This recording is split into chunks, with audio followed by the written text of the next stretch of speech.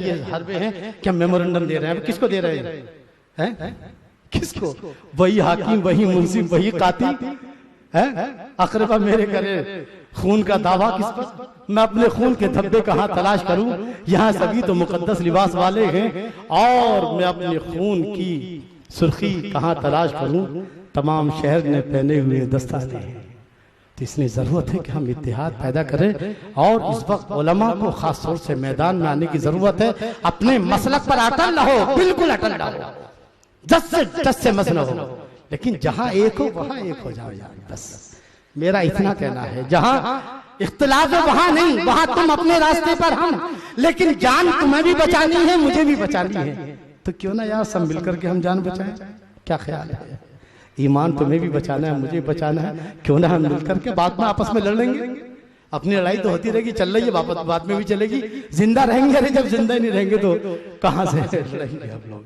इसलिए अभी जिंदगी की खैर मनाने की जरूरत है। अपने मसलक पर अटल रह करके हम मुश्तरक मिली मसाइल में इत्तेहाद वक्त की जरूरत है। मुत्तहिद हो तो बदल डालो निज़ामे गुलशन, मुत्तहिद हो तो बदल डालो निज़ामे गुलशन, मुंतशिर हो तो मरो, शोर मचाते क्यों हो? कौन सा वक्त आएगा जागने का? आज भी वही गफलत है। मुझे कहना तो बहुत कुछ मन करता है, मगर जबान फिर कोई रोक लेता है। खानकाहों में वही गफलत है, कोई बेदारी नहीं है।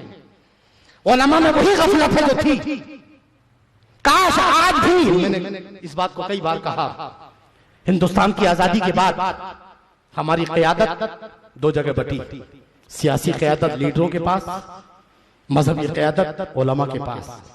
लेकिन ये हिंदुस्तानी मुसलमानों की बदनसीबी है कि ना हम मजहबी तौर पर कामयाब हो सके और ना ही सियासी तौर पर कामयाब हो सके। हमारी सियासी ताकत लीडरों ने बांट डाली और मजहबी ताकत जो है उलमा ने फिरकों में बांट डाली। और आज हम वहां खड़े हैं जहां 20 करोड़ मुसलमान लंगड़ा लूला अपहज है, जहां कभी हाफिज जुनैद को मारा जाता है, कभी दादरी के मोहम्मद अखलाक को मारा जाता है, कभी जो है किसी औरत की इज्जत लूटी जाती है, और 20 करोड़ मुसलमान चूड़ियां पहने बैठे नजर आ रहा है। लेकिन आओ, ये मोहम्मद बिन कासिम था। जानते मोहम्मद बिन कासिम हिंदुस्तान क्यों आए? वजह जानना चाहते हो?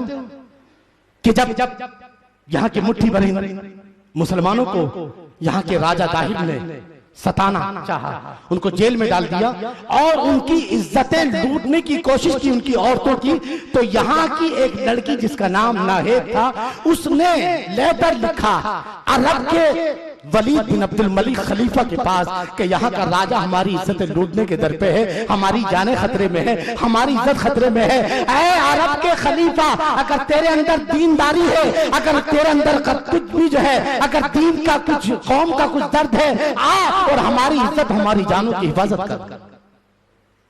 ये खत पहुंचा वलीद बिन अब्दुल मलिक के पास। किसके पास? वलीद बिन अब्दुल मलिक के पास। वलीद बिन अब्दुल मलिक ने कहा, मैं हिंदुस्तान फौज नहीं भेज सकता क्योंकि चारों तरफ फौजें लड़ रही हैं, कई ममालिक में इस्लामी फौजें जिहाद कर रही है, नहीं भेज सकता। जानते हो, बेशक दुनिया हज्जाज इब्न यूसुफ को जालिम कहती है, मैं भी जालिम कहता हूं। ये कौन है? ये मोहम्मद बिन कासिम का सगा चचा, जो गवर्नर बसरा रह चुका है। क्योंकि इसके हाथों से, और कभी मोहम्मद बिन कासिम ने चचा को चचा नहीं कहा, क्योंकि इनके हाथों से कई सहाबा शहीद हुए। मगर कौम का दर्द, कल के जालिम में जो कौम का दर्द था, समाप्त फरमाए, कहां है आज? किसके पास है वो? पूरी रात जब ये लेटर उसके हाथ में आया कि हिंदुस्तान के मुसलमानों की जान खतरे में है, हिंदुस्तान के मुसलमानों की औरतें की इज्जतें खतरे में है, पूरी रात अपने कमरे में इस किनारे, इस दीवार से लेकर उस दीवार तक चक्कर मारता रहा।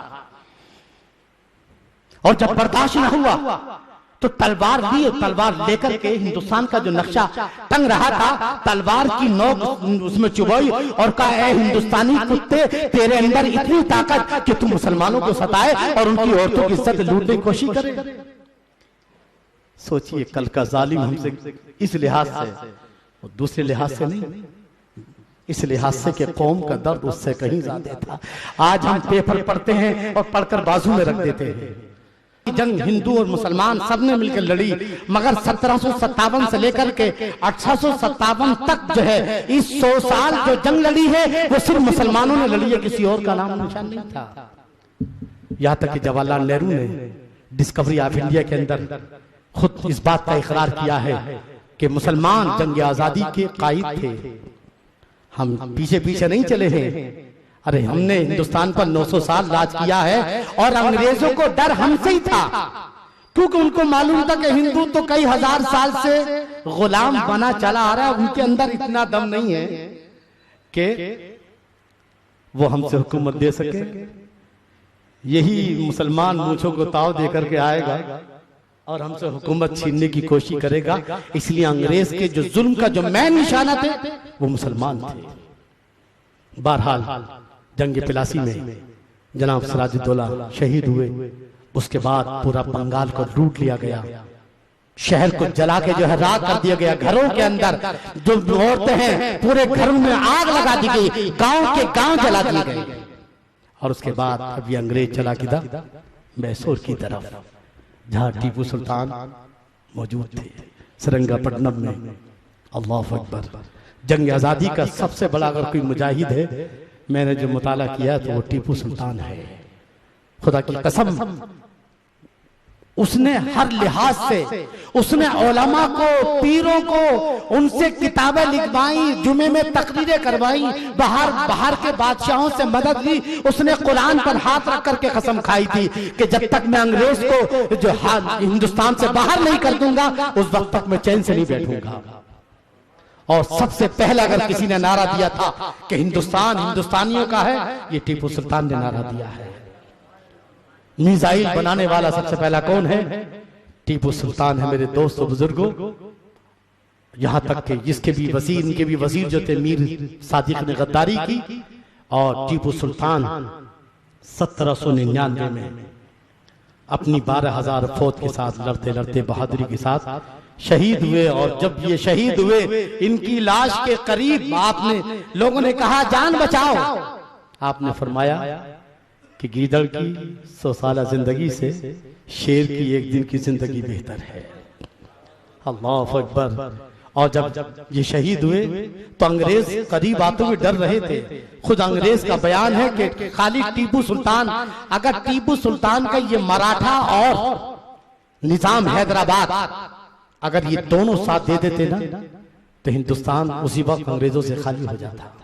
मगर इधर हैदराबाद निजाम ने जो है गद्दारी की, इधर मराठा लोगों ने गद्दारी की, इधर ये आपका जो मीर सादिक था इसने गद्दारी की, जिसके नतीजे में जो है सुल्तान टीपू सुल्तान शहीद को शिकस्त हुई। मगर जब शहीद हुए तो जनरल हॉर्स टीपू सुल्तान के शहीद के लाश के करीब आकर खड़े कहा, आज हिंदुस्तान हमारा है। आज हिंदुस्तान, मेरे दोस्तों बुजुर्गों, ये काफिला इस तरह चलता रहा। अभी आपने समाप्त किया कि ओलमा, आज ओलमा ही को जो निशाना बनाया जा रहा है कि ये जिहाद की तरबियत देते। दर हकीकत 1803 में सबसे पहले अगर जिहाद का फतवा दिया है तो टीपू सुल्तान ने दिया है। खानकाह वालों से खानकाह वालों को खानकाहों से निकाला, मदरसे वालों को मदरसे से निकाला। कहा आओ कुरान बताओ कि इन अंग्रेजों से जिहाद है कि नहीं है। कुरान हदीस की जो है किताब के छपवाए, जगह जगह तकरीरें करवाई और इस तरह से जिहाद को जो है किस तरह से कौम के अंदर डाला। मगर चंद गद्दारों की वजह से टीपू सुल्तान, यहाँ तक कि फिर 1803 के अंदर दूसरा फतवा दिया अल्लामा अब्दुल अजीज मुहद्दिस देहलवी रहमतुल्लाह ताला ने अंग्रेजों के खिलाफ कि अंग्रेजों से जंग लड़ना जिहाद है। ये जिहाद की बात कर रहे हैं ना, अगर ये जिहाद ना होता ना, यही उलमा थे जो गांव-गांव करिया जाकर के, यही मदरसे के तालिब इल्म थे जो गांव-गांव करिया जाकर के लोगों को जिहाद पर उकसाते थे कि आओ चलो अंग्रेजों से लड़ना जिहाद है। क्या है? अगर उलमा जिहाद का फतवा ना देते तो ये धोती बांधने वाले और पत्तों पे खाने वाले, इनके बाप के बस की बात नहीं थी कि हिंदुस्तान आजाद करा लेते। ये उलमा की देन है, उलमा की फतवे जिहाद की देन है। इसी तरह ये काफिला बढ़ता रहा और उसके बाद फिर दौर आया बहादुर शाह जफर का। बहादुर शाह जफर खान, अल्लामा फजल खैराबादी सुन्नियत का सबसे बड़ा मुजाहिद, और आला हजरत से पहले अगर किसी ने सबसे पहले वहाबियत के खिलाफ जो है अलम बगावत बुलंद किया है तो यही अल्लामा फजल खैराबादी है।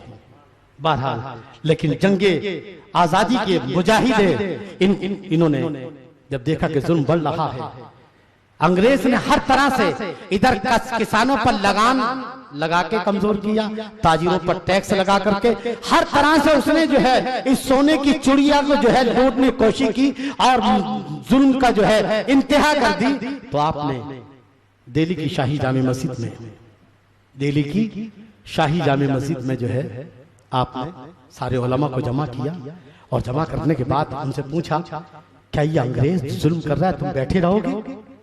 ये अंग्रेज हिंदुस्तानियों पर जुल्म कर रहा है, तुम कुछ नहीं करोगे? क्या अंग्रेजों का जुल्म बर्दाश्त करना ये इस्लाम है? सारे उलमा ने मिलकर के फैसला किया कि अंग्रेजों से जंग लड़ना जिहाद है।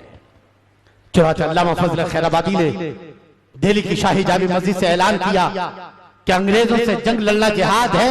इसी ऐलान का नतीजा थी कि 60,000 फौज जो है दिल्ली में अंग्रेजों से लड़ने के लिए जमा हो गई थी, और उसकी क़यादत बहादुर शाह जफर ने की। उसमें हिंदू भी थे, मुसलमान भी थे, सब तरह के लोग थे।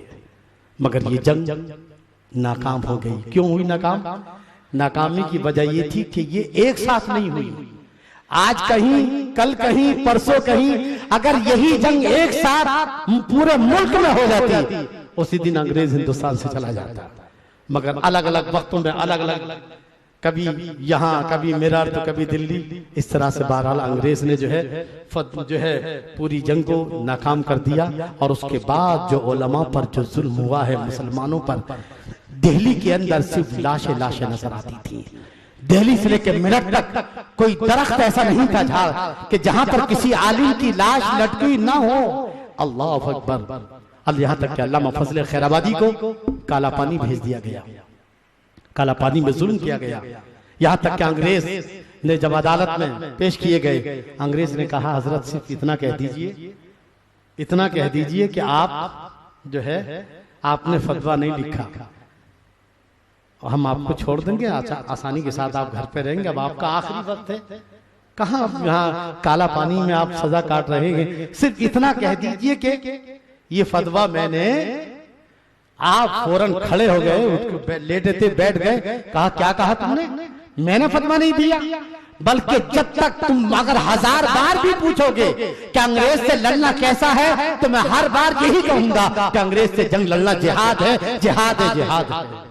अभी आपने उलमा की, अभी आपने मुफ्ती अजीमुद्दीन साहब से समाअत किया कि उलमा, एक अंग्रेज क्या कह रहा है कि एक आलिम ये कहते हैं कि मैं जंग में मौजूद नहीं था, सबको छोड़ दिया जाएगा। मगर वो कहता है कसम पैदा करने वाले की, एक आलिम ने ये नहीं कहा सबके सब जल गए कड़ाहों में, मगर किसी ने भी, अब आओ जरा आरएसएस की बात करना है। आरएसएस की बुनियाद जो है 1925 में पड़ी, डॉक्टर हीट गिवार, जो आरएसएस का बानी है, तारीख पढ़ी इनकी किताबों के अंदर है कि जब इनको गिरफ्तार किया गया, और गिरफ्तार करने के बाद फिर अंग्रेज ने बाकायदा, इसी तरह वीर सावरकर का भी है, दोनों ने ये स्टेटमेंट दिया कि हम जंग आजादी में शामिल नहीं हैं, और हम जंग, अब आज के बाद हम जंग आजादी की किसी भी एक्टिविटीज में शामिल, तब जाकर के इनको जेलों से निकाला गया। ये अटल बिहारी वाजपेयी जो है, इसको भी गिरफ्तार किया गया, समझे ना? अभी तो शायद है, जिंदा है लगता है। हाँ, तो अदालत में पेश किया गया था। वही तुम भी थे, बलवाइयों में जो सरकारी इमारतों को नुकसान पहुंचा रहे थे। कहने लगे नहीं साहब, मैं तो ऐसे पीछे पीछे आ गया था। क्या कहा? बयान मौजूद है, मैं मतलब किसी, आज भी खुद उनकी किताबों के अंदर ये बयान मौजूद है कि अटल बिहारी वाजपेयी ने कहा कि मैं जो बलवाई, जो फसादी, जो जिहादी जो थे, जो सरकारी इमारतों को नुकसान पहुंचा रहे थे, उनमें मैं शामिल नहीं था, मैं तो ऐसे पीछे से आ गया था। जनाब को छोड़ दिया गया। आरएसएस दरअसल डॉक्टर हीट गिवार मुजाहिदीन आजादी को पागल समझता था। क्या समझता था? तारीख पढ़ी आपने, ये पंफलेट आप लेके जाइए, इसमें हिंदी उर्दू में। अरे हम भी तो आरएसएस की तरह एक तंजीम बना सकते थे, हमारे उलमा कहां थे? हमारी तंजीमें कहां थी? आरएसएस बन सकती तो हम नहीं बना सकते थे? अगर हम भी तंजीम बना करके सियासत के मैदान में मेहनत करते, आज हमारा वजीर आजम वहां मौजूद होता। ये कोई चिराग अलादीन नहीं है कि चिराग अलादीन घस दिया मोदी आ गए, चिराग अलादीन घस दिया योगी आ गए, चिराग अलादीन आ गए सदर जमहूर आ गए। नहीं, ये उनकी 90 साल मेहनत है, उन्होंने इत्तेहाद पर मेहनत की है, तो आज इत्तेहाद की फसल काट रहे हैं। हमने इख्तिलाफ पर मेहनत की है, आज उसे इख्तिलाफ का समरा भुगत रहे हैं। ये वो तल्ख हकीकतें हैं कि जब तक हम इन हकीकतों को दिल से सच्चाई के साथ एहतराफ नहीं करेंगे, उस वक्त तक हम अपनी कौम की क़यादत के फराइज़ अंजाम। तो मैंने आरएसएस के ग्राउंड में ये बात कही कि जनाब प्रकाश आपने बड़ी अच्छी बात कह दी। मैंने ये कहा कि भाई ये लोग क्यों जमहूरियत की हिफाजत करेंगे? क्योंकि इन्होंने थोड़ी आजादी में हिस्सा लिया है, इन्होंने आजादी में कोई हिस्सा नहीं लिया, तो इनको संविधान की हिफाजत से क्या मतलब है? अरे आजादी में हिस्सा हमने लिया है, तुमने लिया है, इन्होंने हिस्सा नहीं लिया है, तारीख बताती है। और मैंने कहा था कि आरएसएस के 2 बड़े इल्जाम थे, उसको मैंने कहा था कि आज ये कहा जाता है कि इस्लाम आतंकवाद का मजहब है। एक बात आपने सुनी, क्या बात कही गई थी? कि मुसलमान बादशाह आतंकवादी थे। पूरी तारीख बदली जा रही है, पूरी तारीख बदली जा चुकी है, जो है पूरा निजाम जो है भगवा रंग में तब्दील हो चुका है। मगर हम क्या कर रहे थे? मेरा सवाल ये है, वो हकीकत को बदल सकते हैं और हम हकीकत को बचा भी नहीं सकते। कहां थे हम? हमें तो आपस में लड़ने से फुर्सत नहीं थी। बेशक मसलक हक है, हम अपने मसलक के हक, लेकिन क्या इसका मतलब ये नहीं कि हम 100% ताकत मसलक पर ठोक दें, बल्कि हमें कुछ ताकत तो बचा के रखनी चाहिए थी।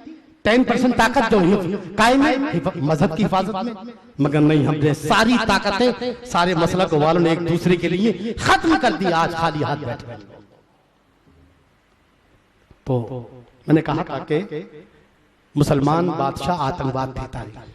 तो एक बात बताओ, तुमने 70 साल है ना हो गए, जानते हैं जंग आजादी में मुसलमानों ने 7 लाख मुसलमान शहीद हुए, और जंग आजादी के बाद से लेकर गुजरात फसाद के पहले तक 7 लाख मुसलमान आरएसएस के गुंडों के हाथों शहीद किए जा चुके हैं।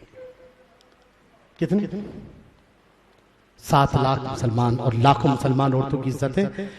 कितने साल के अंदर? सिर्फ 70 सालों के अंदर। और हमने 900 साल बगैर पार्टनरशिप के हुकूमत की है, वन मैन शो। हमें पार्लियामेंट में बिल पास कराने की जरूरत नहीं थी, हमें असेंबली में बिल पास कराने की जरूरत नहीं थी, हमें कारपोरेशन में बिल पास कराने की जरूरत नहीं थी। अगर हम 900 साल तुम्हारा लाइट नाश्ता भी करते, कैसा समझ गए ना? तो आज हिंदुस्तान की जमीन पर सिर्फ मुसलमान होता कि किसी गैर मुस्लिम का, क्योंकि 900 साल का अरसा कम नहीं होता है। 900 साल अगर इस्लाम कहीं से भी आतंकवाद मुसलमानों को सिखाता, तो हिंदुस्तान की सरजमीन पर एक भी गैर मुस्लिम का वजूद न होता। आज हिंदुस्तान की सरजमीन पर गैर मुस्लिम है, वो भी अक्सरियत में है। ये इस बात का सबूत है कि इस्लाम आतंकवाद का मजहब नहीं है, और ना ही मुसलमान बादशाहों ने आतंक किया है। अगर वो जरा सा भी आतंक करते तो हिंदुस्तान की जमीन पर आज ना मोदी होता, ना योगी होता, कोई वजूद नहीं होता। तो तुम्हारा वजूद हमारे इंसाफ की सबसे बड़ी दलील है। तुम्हारा वजूद जो है हमारे इंसाफ की, अगर हम लाइट नाश्ता करते तुम्हारा, तो आज हिंदुस्तान की जमीन पर सिर्फ और सिर्फ मुसलमान होता है। दूसरा, अंग्रेजों ने 300 साल भी राज नहीं किया। कितने साल? 300 साल भी राज नहीं किया, और चारों तरफ से हिंदुस्तान छोड़ो, हिंदुस्तान छोड़ो, है ना? और मुसलमानों ने 900 साल राज किया, मगर कहीं से आवाज नहीं आई। जैसे आपने भी ज़हब भाई से समाज, कहीं से आतंकवाद का मजहब होता और मुसलमान बादशाह जुल्म करते, तो 50 साल भी नहीं टिक पाते हिंदुस्तान पर। ये 900 साल तक टिकना बगैर किसी शेयर के, बगैर किसी पार्टनर के, बगैर किसी उसके, और कहीं से भी आजादी का आवाज ना आना, ये इस बात की दलील है कि प्यारे मुसलमानों से बढ़कर कोई अमन वाला नहीं मिल सकता। को लड़ाना चाहा हिजरत के नाम पर। ये मुसलमान मक्के से आ रहा है, बाहर का है। आज भी हमारे यहाँ रावड़ी में बाहर के करने वाले हैं, वो नहीं मानते किसी को, कहते असल तो रहवासी हम हैं। रावड़ी के तो सब बाहर से आए हैं, कोई यूपी से आया, कोई कहीं से आया, चाहे वो 100 साल का हो जाए, मगर फिर भी सब लाने के लिए तैयार नहीं है। आज भी इसी खोपड़ी के लोग मौजूद है कुछ जो है रावड़ी के अंदर। जी अब नाम नहीं लेना चाहूंगा, बहरहाल जो बात कहनी थी मैंने कह दी। तो शैतान ने लड़ाना चाहा मुहाजिर और अंसार के नाम पर। अल्लाह ने आयत नाज़िल फरमा दी, इन्नमल मुमिनून इख्वा, ईमान वाले आपस में क्या है, भाई भाई हैं। आपने मुसलमानों में इत्तेहाद कायम फरमाया, ठीक। दूसरे क्या काम किया आपने, इस्लामी सियासत की दाग बेल डाली और बता दिया कि बगैर सियासत के, बगैर इस्लामी हुकूमत के इस्लाम मुकम्मल, ईमान मुकम्मल नहीं हो सकता। और तीसरे क्या किया, जिहाद किया। ये तीनों हथियार उनके पास हैं, उन्होंने दलितों को मिलाकर के एक कर लिया है। यहाँ अभी लड़ रहे हैं, अभी हम यही फैसला नहीं कर पाए कि हम में से मुसलमान कौन है और काफिर कौन है। यहाँ हम अभी उसी मरहले में चल रहे हैं। लेकिन वो लोग आज गैरों को भी इत्तेहाद उनके पास है, हुकूमत उनके पास है। दूसरा जो मेरे आका ने मदीने में दी वो उनके पास है, और फसाद की शक्ल में जिहाद उनके पास है। जिहाद तो नहीं, लेकिन आज उनके पास लड़ने मारने वाले भी हैं और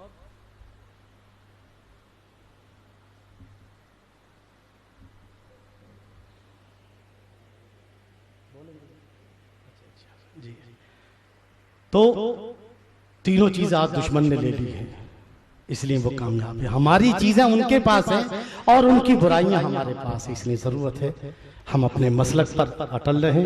हमारा मसलक हक है। मसलक में इस वक्त जो मैंने बार बार कहा, अपना मसलक छोड़ो मत और इस वक्त दूसरे के मसलक को छेड़ो मत। अगर हम इस पॉलिसी पर अमल करेंगे तो इंशाअल्लाह कुछ हालात, और हिंदुस्तान के मुसलमानों की सबसे अव्वल ज़रूरत है कि हमें मुत्तहिद होने की ज़रूरत है। सियासी सतह पर भी मुत्तहिद होने की ज़रूरत है, और जो है मजहबी मुश्तरक मिली मसाइल में भी इत्तेहाद की सख्त ज़रूरत है। खुदा के लिए इस वक्त जो है आप कुछ नहीं कर सकते, मगर इस वक्त जहाँ भी लड़ाई का माहौल बने, कहो कि नहीं अभी अगर लड़ना है ना तो लड़ो, अच्छी बात है। योगी और मोदी को खबर पहुंचवा दो कि हम आपस में लड़ने वाले हैं, वो पुलिस भेजेंगे, दबा के भेजेंगे, पूरी फौज भेजेंगे। इस वक्त माहौल अच्छा है लड़ने का, इससे बेहतर माहौल नहीं मिलेगा लड़ने का। इस वक्त योगी कहेगा मैं भेजूंगा पुलिस, कहां से, यूपी से। मोदी भेजेगा मैं सेंटर से भेजूंगा।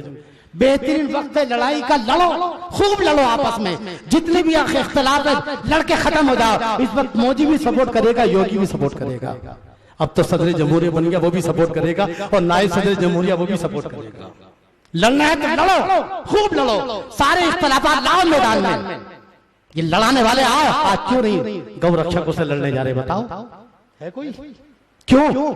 कहां गया तुम्हारा जिहाद है? जिहाद का नाम क्यों नहीं लेते? डर लगता है। किससे डर लगता है?